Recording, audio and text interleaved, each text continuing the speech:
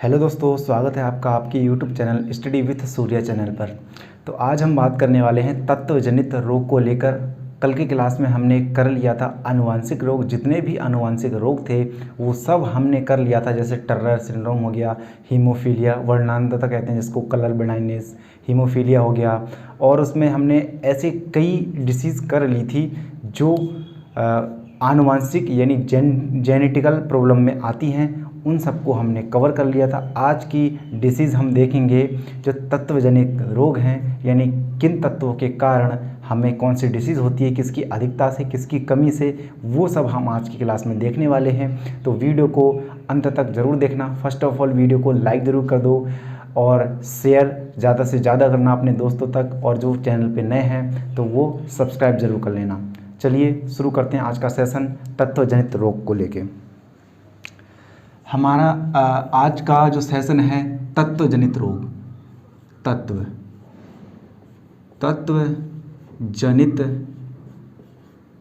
तत्वजनित रोग पढ़ेंगे हम। ठीक है, ऐसी डिसीज जो तत्वों के कारण होती हैं, जैसे बहुत सारे तत्व होंगे, कॉपर हो गया, आयरन हो गया, ये सब हम पढ़ने वाले हैं। चलिए देखते हैं। सबसे पहले हम फर्स्ट डिसीज देखते हैं, मतलब पारा, Hg को क्या कहते हैं?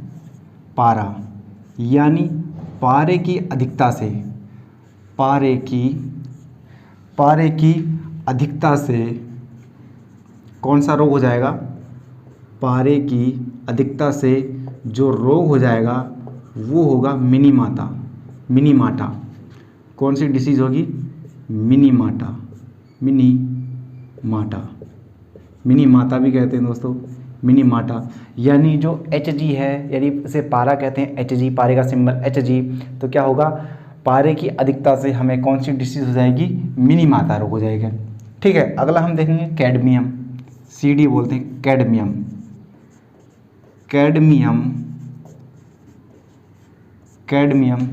की अधिकता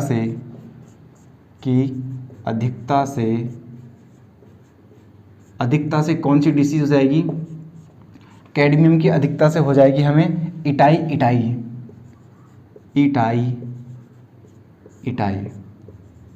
इसको दोस्तों आउच भी कहते हैं।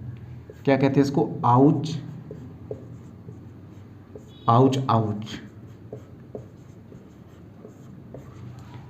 कहती हैं लड़कियां, कुछ भी हो जाएगा आउच, यानी कौन सा रोग हो जाएगा हमें? आउच रोग हो जाएगा, इटाई रोग। ठीक है, किसकी अधिकता से? कैडमियम की अधिकता से। अब ये नहीं कि कहीं पर बैठा अचानक से सांप आ गया, आउच, कुछ चीज़ हो गया आउच, ये वाला आउच नहीं दोस्तों, उसका नाम है, यानी इटाई को ही कहते हैं आउच रोग। ठीक है, किसकी अधिकता से होगा? ये कैडमियम की अधिकता से होता है। नेक्स्ट हम देखेंगे आर्सेनिक की अधिकता से, As, आर्सेनिक की अधिकता से कौन सी डिसीज हो जाएगी?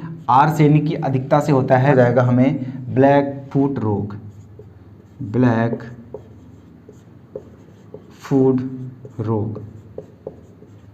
ठीक है, ये होता है स्पेशली जानवरों में पाया जाता है, चारे में अधिकता बोलते हैं। यानी ये डिसीज आर्सेनिक की अधिकता से, ब्लैक फूट रोग, ये चारे में अधिकता बोलते हैं, ये स्पेशल जानवरों को पाई जाती है। ठीक है, अगला देखेंगे हम पेयजल में। यदि ये सब पेयजल में है, अगर पेयजल में अगर नाइट्रेट की अधिकता हो गई, अगर पेयजल में नाइट्रेट की अधिकता हो जाती है, नाइट्रेट का क्या होता है? NO3। अगर इसकी क्या होगी? नाइट्रेट की अधिकता तो कौन सी डिसीज होगी? तो होगी ब्लू बेबी सिंड्रोम। ब्लू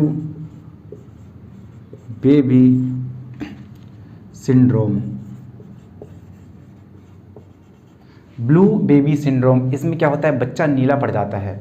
यानी आर्सेनिक की, यानी नाइट्रेट की, NO3 की अधिकता होगी तो क्या होता है इसमें? बच्चे के, इसमें हम बाद में डिटेल भी पढ़ेंगे, यानी बच्चे के हार्ट में एक छेद होता है जिसके कारण बच्चा क्या हो जाता है? नीला पड़ जाता है। उसे क्या कहते हैं? Blue baby syndrome. इसमें इसको ये भी कहते हैं मैथोग्लोबिनेमिया। ग्लोबेनीमिया। इसको ये भी कहते हैं दोस्तों, क्या कहेंगे, इसको मैथोग्लोबेनीमिया। इसको जो ब्लू बेबी सिंड्रोम है, नाइट्रेट की अधिकता से क्या हो जाता है, मैथोग्लोबेनीमिया। ठीक है, इतनी बात हो जाएगी। अगला हम देखेंगे, अगला देख लेंगे फ्लोराइड की अधिकता। यदि फ्लोराइड की अधिकता हो गई, फ्लोराइड की अधिकता से क्या हो जाएगा, फ्लोराइड की अधिकता से, फ्लोराइड की अधिकता से, अगर फ्लोराइड की अधिकता हो गई तो क्या हो जाएगा, फ्लोरोसिस।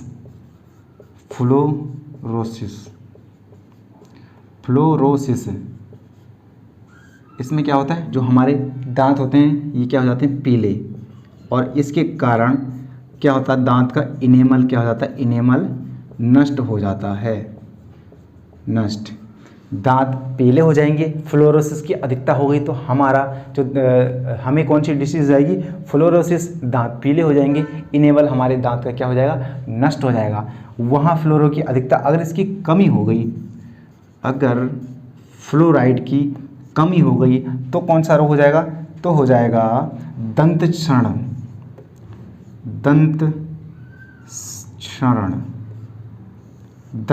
हो जाएगा। इसमें क्या होगा, इसको टूथ डीके भी बोलते हैं, टूथ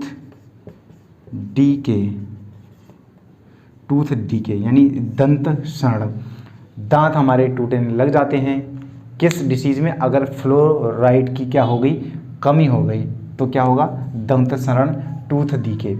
अगर हम बात करते हैं आयरन की अधिकता, दोस्तों ये सब डिसीज चल रही हैं, ऐसे कर लेना, HG, कैडमियम, आर्सेनिक, पेयजल, फ्लोराइड। अगर हम यही बात करेंगे आयरन की अधिकता, आयरन की अधिकता से, अगर आयरन की अधिकता हो गई तो कौन सी डिसीज आएगी, आयरन की अधिकता से होता है लौह मेहता।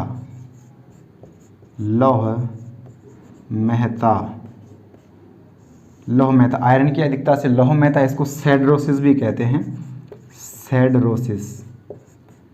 ठीक है, इसको हम कहते हैं सैडरोसिस, लौह मेहता। अगर इसकी कमी की बात करें, आयरन की कमी की बात, तो कमी में क्या होता है, एनीमिया डिसीज हो जाएगी। इसमें क्या होता है, खून की कमी हो जाती है, खून की कमी। यानी आयरन की अधिकता से देखेंगे तो लौह मेहता, सैडरोसिस कहते हैं। एक अफ्रीका की जनजाति है, बांदू जनजाति कहते हैं जिसको, क्या, बांदू जनजाति। वो क्या करती है, लोहे के पॉट में, लोहे के पात्र में क्या, अल्कोहल का सेवन करते हैं। ठीक है, यानी ये जो अफ्रीका की जो एक जनजाति है उसका नाम है बांदू जनजाति। वो क्या करती है, लोहे के पात्र में अल्कोहल का सेवन करते हैं, और उस अल्कोहल के सेवन से क्या होता है, उनमें लोहे के पार्टिकल चले जाते हैं, तो उनके शरीर में लोहे की अधिकता हो जाती है, तो उनको क्या डिसीज होती है, लौह मेहता। लोहे की अधिकता से लौह मेहता, सैडरोसिस भी कहते हैं। या फिर जो मजदूर होते हैं वो लोहे की खदानों में काम करते हैं, उनके अंदर डस्ट पार्टिकल चले जाते हैं लोहे के, उनमें भी अधिकता हो जाती है लोहे की, तो उनको भी कौन सा डिसीज़ आएगी, कौन सा रोग हो जाएगा, लौह मेहता, सैडरोसिस कहते हैं। क्लियर, इसको स्क्रीनशॉट ले लो, फिर आगे बढ़ते हैं।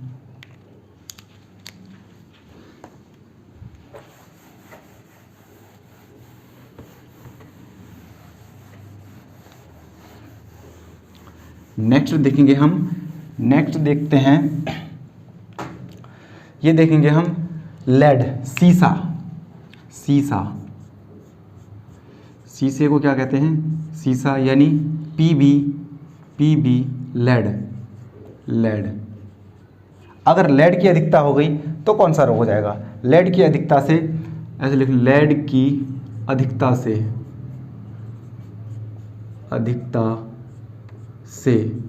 ये हो जाएगा प्लम्बिज्म रोग,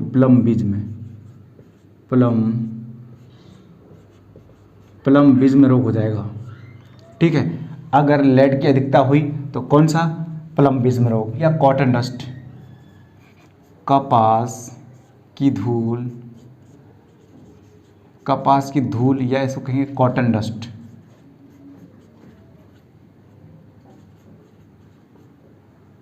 कॉटन डस्ट, कॉटन डस्ट की अगर अधिकता हो गई तो हो जाएगा ब्राउन लंग्स डिसीज।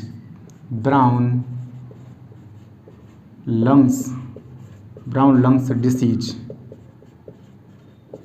ठीक है, यानी ब्राउन लंग्स डिसीज हो जाएगी। इसे क्या कहते हैं, यानी सूत काटने का जो काम करते हैं, जो मजदूर सूत काटने का काम करते हैं, उन्हें कौन सी डिसीज हो जाती है, ब्राउन लंग्स डिसीज। यानी किसके कारण, अगर कपास की धूल है तो। वहीं बात करेंगे अगर एस्बेस्टोस की धूल हो, एस्बेस्टोज, अगर एस्बेस्टोज की धूल की अधिकता हो गई, यानी एस्बेस्टोस की धूल की कारण हमें कौन सा डिसीज हो जाती है, वाइट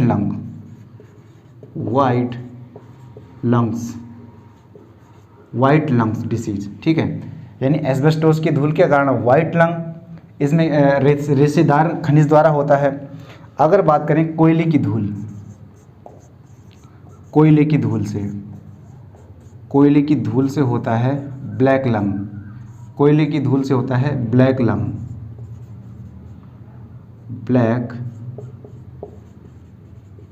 ब्लैक लंग्स, यानी कोयले की धूल से, इसे कहते हैं रेशेदार खनिज। इसमें रेशेदार खनिज द्वारा होता है, रेशेदार खनिज, ठीक है। और ये जो होता है ब्राउन लंग, ये जो सूत काटने का काम करते हैं, वो होता है किसकी, कपास की धूल के कारण।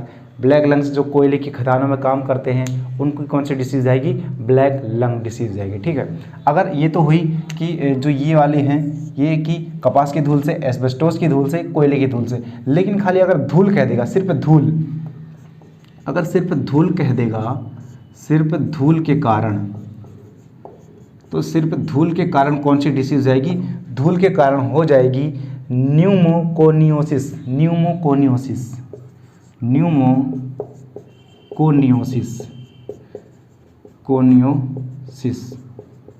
ठीक है।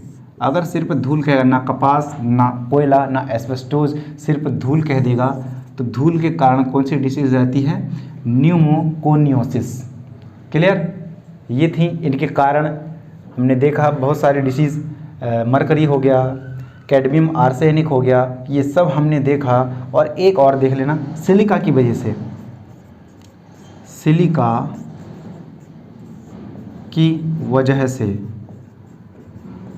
की वजह से कौन सा रोग होता है, ये होता है सिलिकोसिस,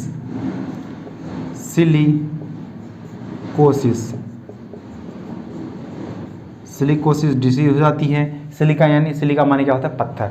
जो पत्थरों की खदान में काम करते हैं, उनको कौन सा हो जाता है, सिलिकोसिस। पत्थर यानी जो पत्थर में जो काम करते हैं मजदूर, पत्थरों को तोड़ने का, पत्थरों की मील में पत्थर तोड़े जाते हैं, उसमें क्या हो जाएगा, सिलिकोसिस। किसकी वजह से, सिलिका की वजह से। कौन सी बीमारी, सिलिकोसिस। तो इसका स्क्रीनशॉट लो दोस्तों, आगे बढ़ते हैं। तो ये हमने देख लिया जो तत्व जनित रोग थे। आगे हम देखने वाले हैं कैंसर, ठीक है। उम्मीद है इतना समझ में आया होगा। अगली डिसीज़ हम लेके चलेंगे कैंसर को। कैंसर को डिफाइन करने वाले हैं दोस्तों, ध्यान से देखना, ठीक है। ये सब हमने कर लिया। कैंसर आपको पता ही होगा कितनी जानलेवा बीमारी है, कितनी जानलेवा डिसीज़ है, उसके बारे में हम करने वाले हैं। तो हेडिंग क्या रहेगी, कर्क रोग। कर्क रोग क्या कहते हैं, कैंसर। कर्क रोग को क्या कहेंगे, कैंसर। इसके बारे में समझो। नंबर 1, फर्स्ट ऑफ ऑल इसकी अगर हम बात कर लेते हैं, कैंसर का अध्ययन क्या कहलाता है। कैंसर का अध्ययन कहलाता है ऑन्कोलॉजी। कैंसर का अध्ययन कहलाता है क्या, ऑन्कोलॉजी।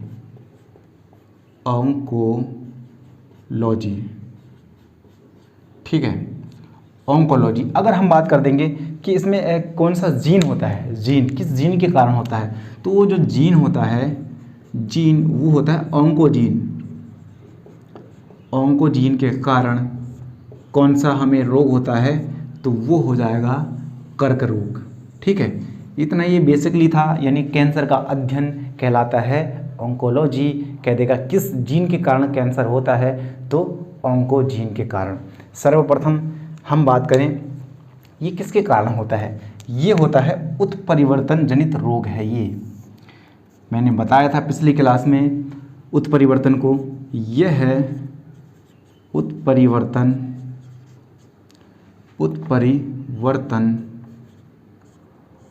के कारण होता है। यह उत्परिवर्तन के कारण होता है म्यूटेशन। मैंने पिछले क्लास में दोस्तों आपको म्यूटेशन समझाया था। म्यूटेशन क्या होता है, यानी किसी डीएनए में अचानक से होने वाला परिवर्तन, अचानक से होने वाले चेंजेस क्या कहलाते हैं, म्यूटेशन, उत्परिवर्तन। ठीक है, तो ये क्या है, ये अचानक से इसमें क्या होता है, उत्परिवर्तन के कारण होता है। किसी डीएनए में अचानक से जो चेंजेस आ जाएंगे उसे उत्परिवर्तन कहते हैं। सबसे पहले अगर हम बात करते हैं उत्परिवर्तन पैदा करने वाले कारक कौन से होते हैं। उत्परिवर्तन पैदा करने वाले कारक। ठीक है, जो उत्परिवर्तन पैदा करते हैं वो कारक देख लेते हैं। अगर हम बात करेंगे उत्परिवर्तन पैदा करने वाले कारक क्या कहलाएंगे, उत्परिवर्तन जन, जिसने जन्म दिया,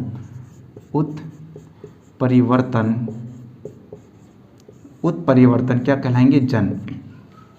यानी जिन्होंने भैया क्या किया, उत्परिवर्तन को जन्म दिया, वो क्या हो जाएगा, उत्परिवर्तन जन। यानी उत्परिवर्तन पैदा करने वाले कारक क्या हो जाएंगे, उत्परिवर्तन जन। अगर उत्परिवर्तन देखें कि उत्परिवर्तन क्या होता है, उत्परिवर्तन, तो उत्परिवर्तन को अगर हम देखें तो क्या होता है, एस्बेस्टोज,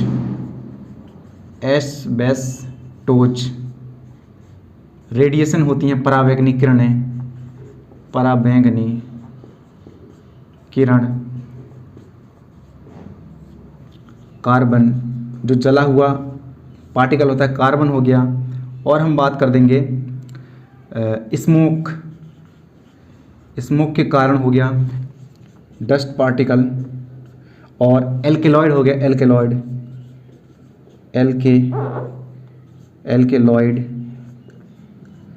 एल्केलॉइड में कौन आ जाएगा, जो जहरीले पदार्थ होते हैं, नशीले, यानी जैसे निकोटीन हो गया, निकोटीन। ठीक है, तो ये क्या हो जाएंगे, ये सब हमारे क्या हो जाएंगे, उत्परिवर्तन जन। यानी एस्बेस्टोज, पराबैंगनी किरणें, कार्बन जो जला हुआ होगा, कार्बन का जला हुआ रूप, और स्मोक, डस्ट, एल्केलॉइड यानी जैसे निकोटीन, ये सब क्या हो जाएंगे, उत्परिवर्तन जन, म्यूटेशन, उत्परिवर्तन। ठीक है, इतना हम देखेंगे। इसके बाद अगर हम बात करते हैं कि जो कैंसर होता है वो कैसे होता है, तो जो कैंसर है एक तरह से अनियमित समसूत्री विभाजन होता है। अनियमित समसूत्री विभाजन सबसे पहले नोट कर लो। ये जो कैंसर होता है क्या होता है, अनियंत्रित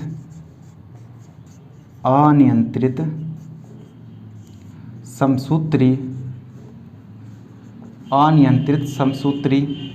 विभाजन के द्वारा होता है। जो कैंसर होता है क्या होता है, अनियंत्रित समसूत्री विभाजन द्वारा क्या होता है, कर्क रोग। इसको समझो, अनियमित समसूत्री विभाजन यानी हमारे शरीर में क्या होता है, जो कोशिकाएं होती हैं बनती रहती हैं, टूटती रहती हैं, यानी बनती रहती हैं, नई आती रहती हैं, पुरानी कोशिकाओं को रिप्लेस करती रहती हैं। ठीक है, यानी रिप्लेस करती रहती हैं। लेकिन इसमें क्या होगा, अनियमित समसूत्री विभाजन। इसमें क्या होगा, जैसे कोई कोशिका बनी, कोई सेल्स बनी, दूसरी सेल्स बनी, तीसरी सेल्स बनी, चौथी सेल्स बनी, पांचवी, यानी ऐसे और बनती रही। अगर मान लिया जाए अगर ये अनियंत्रित समसूत्री विभाजन यानी अनियंत्रित नहीं होगा तो क्या होगा, सेल नियंत्रण में रहेगा, नई कोशिका बनेंगी, पुरानी कोशिका क्या हो जाएंगी, डैमेज हो जाएंगी, यानी उसका रिप्लेस कर देंगे। फिर क्या होगा, फिर नई कोशिका बनेगी, फिर नई कोशिका बनेगी, फिर नई कोशिका बनेगी। लेकिन जो अनियमित समसूत्री विभाजन होता है इसमें क्या होता है, लगातार बनते रहता है ऐसे।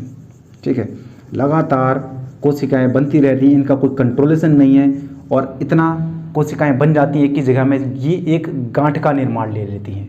ठीक है, यानी कोशिकाएं जो होती हैं ये अनियंत्रित हो जाती हैं, इनका कोई नियंत्रण नहीं, ये बनती रहती हैं, सेल्स नहीं बनती रहती हैं और क्या हो जाता है, ये अनियंत्रित हो जाती हैं, यानी ये गांठ का निर्माण ले लेती हैं और इसको क्या कहते हैं, ट्यूमर।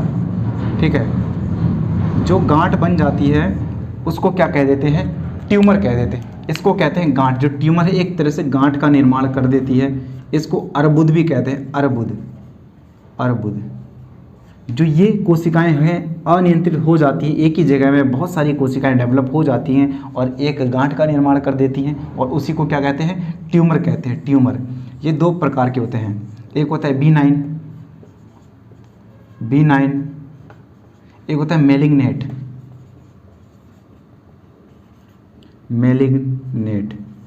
ठीक है, यदि सुर्दम, एक सुदम होता है, एक सुदम होता है और एक क्या होता है, दुर्दम। ठीक है, ये दो भागों में होता है, यानी अनियमित समसूत्री विभाजन के द्वारा बहुत सारी कोशिकाएं डेवलप हो जाती हैं, उसके कारण ये एक गांठ का निर्माण कर देती हैं और जिसे कहते हैं ट्यूमर। ट्यूमर को एक क्या नाम दिया जाता है, अर्बुद नाम भी दिया जाता है। ट्यूमर दो तरह से होता है, एक B9 होता है और एक मैलिग्नेट होता है। जो B9 वाला होता है सुदम होता है और मैलिग्नेट क्या होता है, दुर्दम। जो सुदम वाला होता है ये सरल होता है, ये क्या करता है, एक नॉर्मल सी गांठ का रूप ले लेगा और उसको आराम से हम क्या कर सकते हैं, गांठ को निकलवा सकते हैं। लेकिन जो सुदम होता है ना, यानी ये क्या होता है, ये स्थिर रहता है, स्थिर। लेकिन जो दुर्दम होता है ये क्या रहता है, गतिशील। अब सोचो, जब ये स्थिर है तो सिर्फ एक जगह गांठ का निर्माण कर देगा और उसको हम आसानी से निकाल सकते हैं। लेकिन जो गतिशील वाला है वो कई महीनों में, कुछ दिनों में पूरे बॉडी पे फैल जाता है। गतिशील है, पता नहीं कौन सा रूप ले ले, यानी ये कंटिन्यू चलते रहता है। तो हमारे लिए खतरनाक कौन सा होता है, गतिशील वाला, दुर्दम वाला, मैलिग्नेट। ठीक है, दो भागों में, यानी जो अनियमित समसूत्री विभाजन था, इस तरह से कोशिकाएं डेवलप हुई, उसमें ट्यूमर बना जिसे अर्बुद भी कहते हैं। दो भागों में बटा, B9 और मैलिग्नेट, यानी सुदम और दुर्दम। इस सुदम वाला सब सिंपलेस्ट होता है, यानी स्थिर रहता है, लेकिन जो दुर्दम है वो गतिशील होता है, वो खतरनाक होता है। क्लियर, इतना नोट करिए दोस्तों।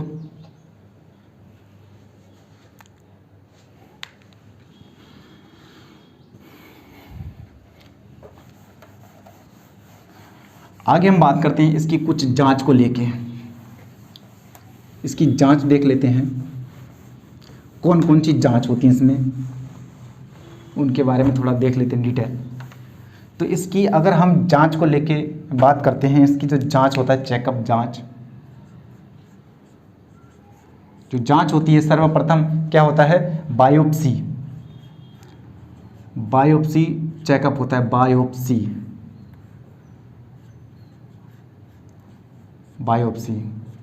इसे क्या कहते हैं, ऊतक परीक्षण। बायोप्सी को कहते हैं ऊतक परीक्षण।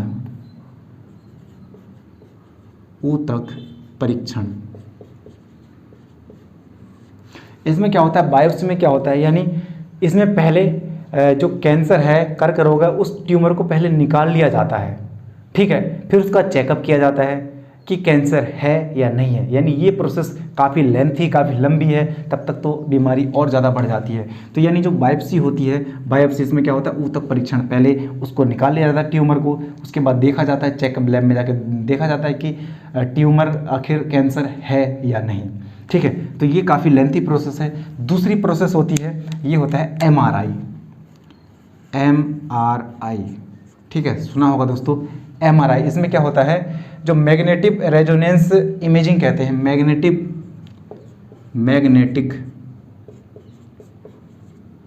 रेजोनेंस इमेजिंग,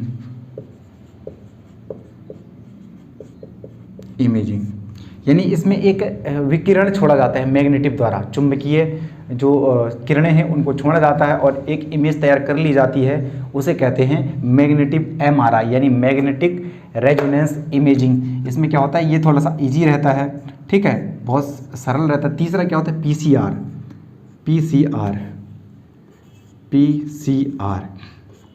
जो स्पेशल PCR है ना, वो स्पेशल मैंने बताया था जब मैंने एड्स पढ़ाया था, तो एड्स में ज़्यादातर उपयोग होता है पीसीआर का, पॉलीमर चेन रिएक्शन बोलते हैं। तो जो पीसीआर का है सबसे ज़्यादा किस में प्रयोग होता है? एड्स में। एड्स में ज़्यादा प्रयोग होता है, लेकिन जो कर्क रोग होता है इसमें थोड़ा कम यूज होता है। कर्क रोग में क्या होता है? कर्क रोग में इसका यूजेस कम होता है, कम। ठीक है, इसको कहते हैं पॉलीमर चेन रिएक्शन, ऐसे लिख लेना। क्या होता है? Polymer chain reaction, PCR. ठीक है, तो यानी हमने इसकी जांच देखी, 3 तरह की जांच देखी, बायोप्सी देखी, एमआरआई देखी और पीसीआर देखी। इसमें से ये दो तो स्पेशल रूप से इसी के लिए बनी है, लेकिन जो पीसीआर होता है खासकर उसका उपयोग एड्स में किया जाता है और इसमें थोड़ा कम यूज़ किया जाता है पॉलीमर चेन रिएक्शन का। अगला हम बात करेंगे, अगर इसका इलाज देख लेते हैं। इलाज की बात करते हो, स्पेशल रूप से इसके 2 इलाज हैं, 2 इलाज, एक नंबर 1 और नंबर 2, 2 इलाज हैं। पहला इलाज है रेडियोथेरेपी,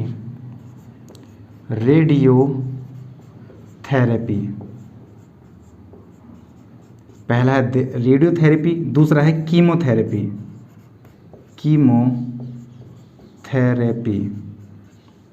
ठीक है, पहला इलाज इसका रेडियोथेरेपी, दूसरा है कीमोथेरेपी। यानी जो रेडियोथेरेपी है इसे कहते हैं विकिरण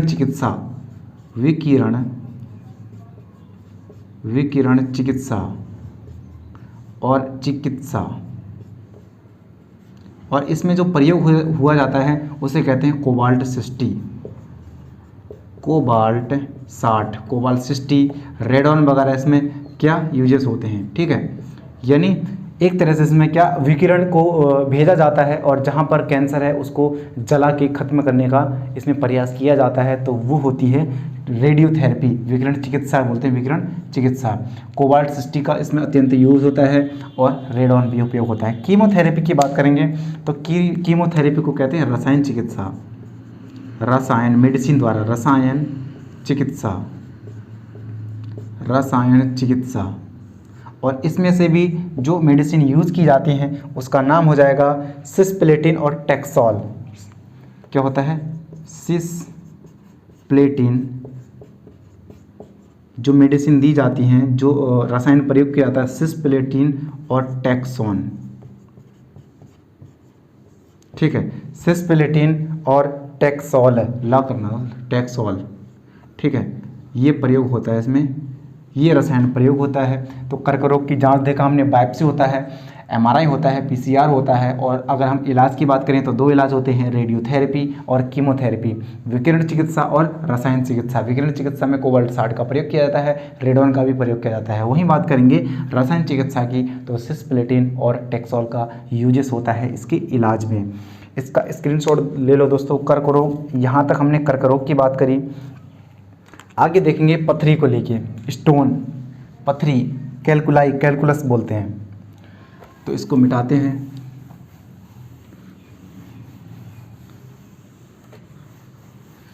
अगली हम डिसीज देखेंगे पथरी। सबको पता होगा, क्या कहेंगे इसको? स्टोन। इसको कैलकुलाई भी कहते हैं, कैलकुलाई। इसके बारे में दोस्तों आज जानने वाले हैं। पथरी क्या होता है? पथरी एक तरह से क्या होता है? कैल्शियम ऑक्जेलेट का क्रिस्टल होता है, कैल्शियम ऑक्जेलेट का क्रिस्टल, यानी क्या कहते हैं? CaC2O4, ऐसे लिख लेना। पथरी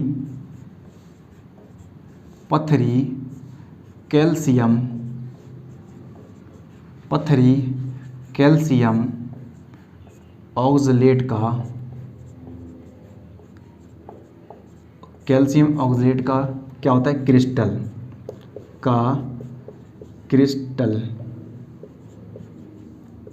क्रिस्टल होता है। और अगर कैल्शियम ऑक्जेलेट कहेंगे तो क्या होगा? CaC2O4। ठीक है, कैल्शियम ऑक्जेलेट का फॉर्मूला होता है CaC2O4, कैल्शियम ऑक्जेलेट का क्रिस्टल होता है। ये मत समझ लेना कि कंकड़ पत्थर, हम खाने में कुछ चीज़ खा लें दाल खाते हैं, चावल खाते हैं, उसमें कंकड़ आ जाता है मुंह पे, कहेंगे और ये पथरी हो जाएगी, ऐसे नहीं होता दोस्तों। वो क्या होता है, कैल्शियम ऑक्सलेट का क्रिस्टल होता है, ठीक है। इसमें दूसरी बात हम करें तो क्या होता है, ये दो जगह हो सकती है, जो पथरी होती है ये है दो जगह हो सकती है, दो जगह हो सकती है। और वो कहाँ कहाँ हो सकती है? सबसे पहले हम बात करेंगे तो पित्ताशय में, पित्ताशय, और दूसरा क्या हो जाएगी, किडनी, किडनी। अगर दोस्तों अगर पित्ताशय में अगर पथरी होती है तो उसको कट करके निकालना पड़ता है, अगर इसमें हो गई तो इसको क्या काटना पड़ता है, काटना पड़ता है। लेकिन अगर इसमें हो गई तो इसमें ईजिली पथरी को मेडिसिन द्वारा या अन्य कोई थेरेपी द्वारा इनको निकाला जा सकता है पथरी को, ठीक है। तो पथरी के बारे में पूछ लेगा, पथरी क्या होता है, तो यह एक प्रकार से क्या होता है, कैल्शियम ऑक्सलेट का क्रिस्टल, कैल्शियम ऑक्सलेट का फॉर्मूला पूछ लेगा तो CaC2O4, और ये दो जगह होता है, पित्ताशय में और किडनी में। सबसे घातक कहाँ पर माना जाता है, पित्ताशय में, क्योंकि अगर यहाँ हो गया तो पथरी यानी पित्ताशय को काटना पड़ेगा, लेकिन अगर किडनी में हुई तो ईजिली मेडिसिन द्वारा उनके द्वारा इसको निकाला जा सकता है, ठीक है। तो ये हो गया पथरी। आगे देख लेंगे पीलिया, जॉन्डिस कहते हैं, पीलिया लोग देखते हैं, पीलिया, पीलिया, इसको क्या कहते हैं, जॉन्डिस, पीलिया को जॉन्डिस भी कहते हैं, पीलिया को क्या कहते हैं, जॉन्डिस। इसमें क्या होता है, यानी पीलिया रोग में क्या होता है, जो पीलिया रोग में क्या होता है, एक पित्त वर्णक होते हैं हमारी बॉडी पे जो मल को पीला करते हैं, पित्त वर्णक होते हैं, मल को पीला करते हैं, और वो पित्त वर्णक अगर हमारे शरीर में जमा हो गए यानी हमारे लिए हार्मफुल होते हैं, हानिकारक होते हैं। लेकिन अगर वो पित्त वर्णक हमारे शरीर से डेली रिलीज़ होते रहते हैं, लेकिन अगर रिलीज़ नहीं हुए, बॉडी में जमा होने लग गए तो क्या हो जाएगा, तो हमारे आँख, नाखून, स्किन ये पीली पड़ने लग जाती है। वो पित्त वर्णक का क्या नाम होता है, बिलीरुबिन और बिलीवर्डिन, ठीक है, ऐसे लिख लेना। क्या होता है, जो पित्त वर्णक होते हैं, पित्त वर्णक मल को पीला करते हैं, पित्त वर्णक हमारे बॉडी में क्या होता है, मल को क्या करते हैं, ये पीला करते हैं, और ये हमारे डेली शरीर से रिलीज़ होते रहते हैं, बाहर निकलते रहते हैं। यदि ये बाहर ना निकले तो क्या होता है, यदि पित्त वर्णक शरीर में क्या जमा हो जाए तो शरीर में जमा हो, यदि ये शरीर में जमा हो जाए तो क्या होगा, यदि ये शरीर में जमा हो जाए तो क्या होगा, बॉडी क्या हो जाएगी, पीली पड़ जाएगी, आँख हो गया, नाखून हो गए, स्किन, पूरी बॉडी समझ लो। तो क्या होगा, अगर ये जमा हो गए तो हमारी बॉडी क्या हो जाएगी, बॉडी पीली हो जाती है, पीली हो जाती है। और उन पित्त वर्णक का अगर हम नाम देख लें, जो पित्त वर्णक होते हैं इनका नाम क्या होता है, जो पित्त वर्णक होते हैं, बिलीरुबिन और बिलीवर्डिन, ठीक है, बिलीवर्डिन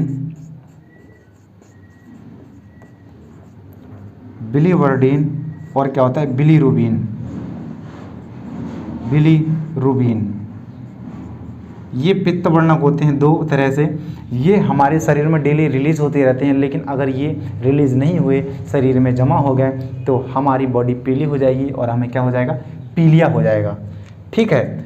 अगर हम बात करें जो पीलिया रोग होता है उसमें कौन सा अंग इफेक्टेड होता है, ठीक है, तो पीलिया में क्या होता है, पीलिया में क्या होता है, यकृत, पीलिया रोग में क्या प्रभावित होता है, यकृत प्रभावित होता है। पीलिया रोग में क्या प्रभावित होता है, यकृत, लीवर, ठीक है। इसमें क्या हो जाता है, आरबीसी कम हो जाती हैं, आरबीसी कम, हीमोग्लोबिन भी क्या हो जाता है, हीमोग्लोबिन भी क्या हो जाता है, कम, यानी आरबीसी और हीमोग्लोबिन हमारे बॉडी में कमी हो जाती है पीलिया डिसीज़ में, ठीक है। तो ये हमने देखा पीलिया, जॉन्डिस भी कहते हैं, इसमें जो पित्त वर्णक होते हैं शरीर से डेली रिलीज़ होते हैं, लेकिन अगर वो रिलीज़ ना हुए, हमारे बॉडी में जमा हो गए तो क्या हो जाएगा, बॉडी पीली पड़ जाएगी और हमें पीलिया हो जाएगा, ठीक है। इसका स्क्रीनशॉट ले लो दोस्तों। आगे बढ़ते हैं।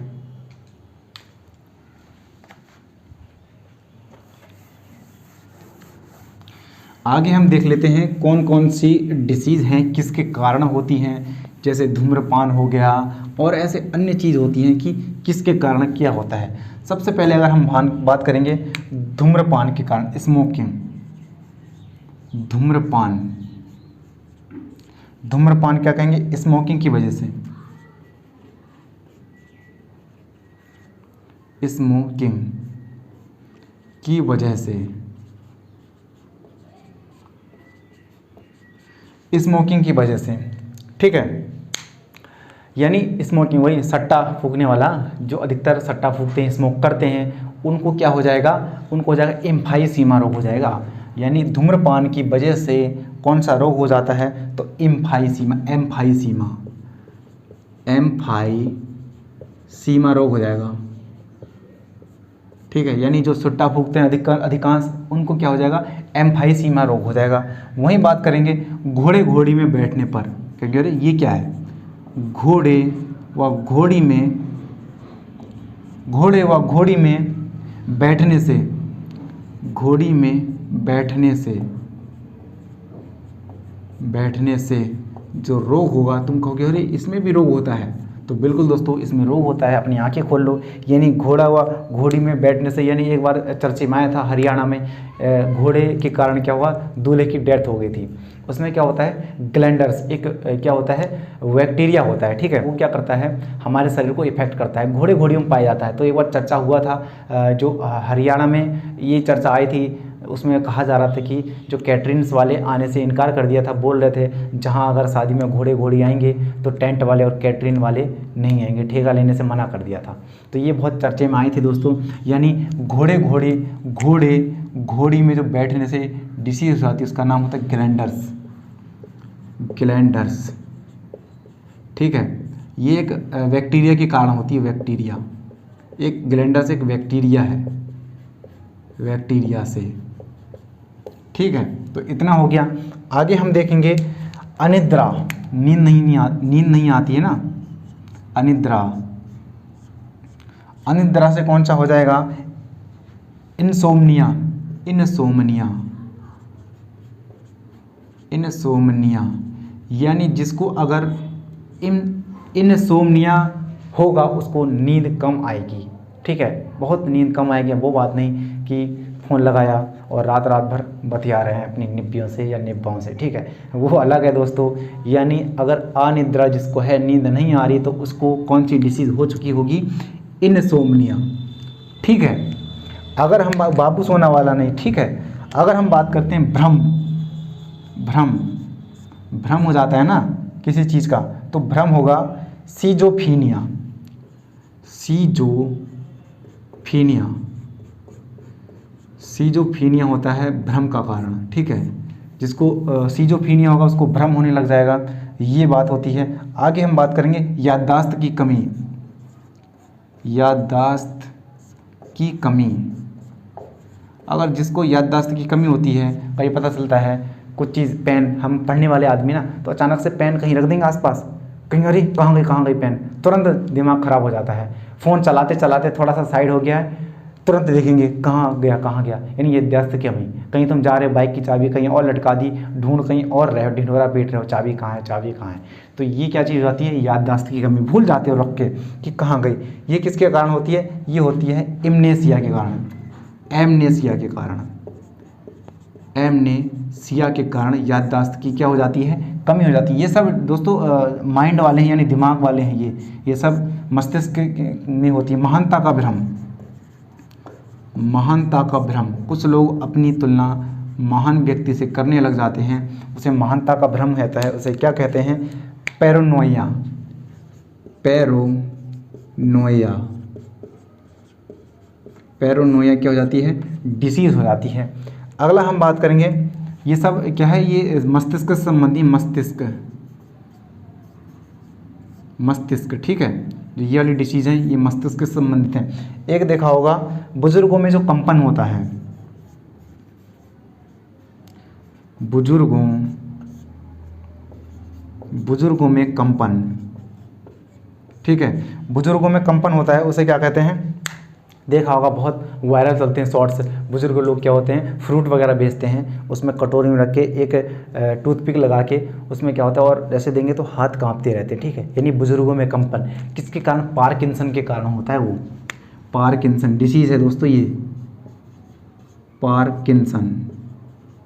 बुजुर्गों में कंपन होते रहता है, हिलते रहते हैं, धीरे धीरे कांपते रहते हैं, तो बुजुर्गों में कंपन क्या होता है, पार्किंसन होता है। और होता है एक चीज़ देख लो, जो एक होता है अल्जाइमर। अल्जाइमर के कारण क्या होता है, अल्जाइमर से होता है मंद बुद्धि, मति भ्रष्ट हो जाती है, मंद बुद्धि, या इसको क्या कहते हैं, मेमोरी लॉस, मेमोरी लॉस, ठीक है। यानी जो ये होगा मेमोरी लॉस वाला किसके, अल्जाइमर के कारण। पार्किंसन पूछेगा तो जो बुजुर्गों में कंपन होता है वो किसके कारण होता है, पार्किंसन के कारण। इतनी सारी डिसीज़ हमने देखी, धूम्रपान की वजह से जो सुट्टा फूकते हैं उनके कारण कौन सा, एम्फाइसीमा, घोड़े घोड़ी में ग्लैंडर्स, अनिद्रा किसके, इनसोमनिया, भ्रम हो जाएगा सीजोफीनिया, याददाश्त की कमी एमनेसिया, महानता का भ्रम पैरानोया, ठीक है। ये आज की डिसीज़ थी दोस्तों। आज की क्लास हम यहीं समाप्त करेंगे। अगर आई होप ये सारा डाटा आपको समझ में आया होगा। अगर आपको ये सब समझ में आया तो कृपया करके लाइक ज़रूर कर दें दोस्तों। लाइक नहीं करते हो, बुरा लगता है, दिल से बुरा लगता है, तो दोस्तों कृपया करके लाइक ज़रूर कर दें। और अगर आपको ये समझ में आया है तो ऐसे ही हमारी क्लास डेली लीजिएगा। और हमने ये सारी वीडियो एक प्लेलिस्ट के माध्यम से आपको हम दे देंगे। हमारी प्लेलिस्ट जाके चेकआउट कर सकते हो, सारी 1 बाय 1 हमारी सारी वीडियो प्लेलिस्ट में आपको मिल जाएंगी। तो आज के लिए इतना ही। जय हिंद, जय भारत, वंदे मातरम।